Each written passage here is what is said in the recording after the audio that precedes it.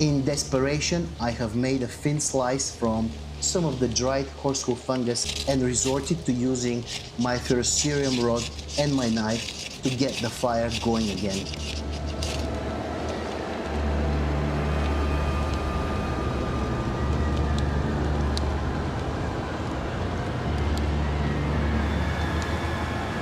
Will this work, or will I stay in the cold and dark tonight?